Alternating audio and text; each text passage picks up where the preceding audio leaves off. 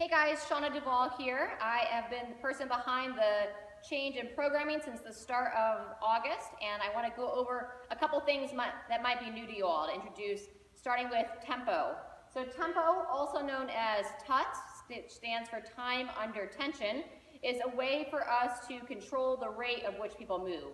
So the first thing we're going to address in this video is why. Why do we use tempo? Okay?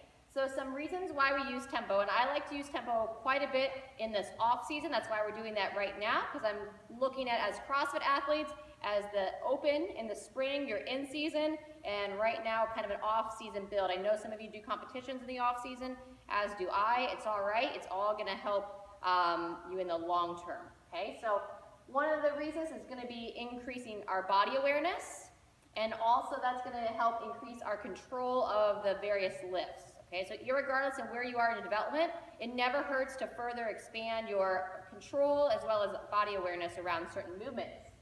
And then one of my favorite purposes for using tempo, especially in CrossFit athletes, when we do a lot of dynamic work, is going to be the development of your connective tissue strength.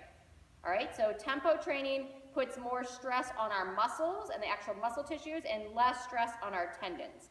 So can you imagine if we were to do a squat and we're going to control it down for 3 seconds and then pause for 1 and drive up explosively, versus if I'm coming down and bouncing out of the bottom, that bounce is going to be a lot harder on the connective tissue of my joints versus the control is going to stress those muscles more, all right? And when we stress the muscles more, depending upon the tempos that we use, will also help increase muscle mass. We're not doing this a whole lot right now.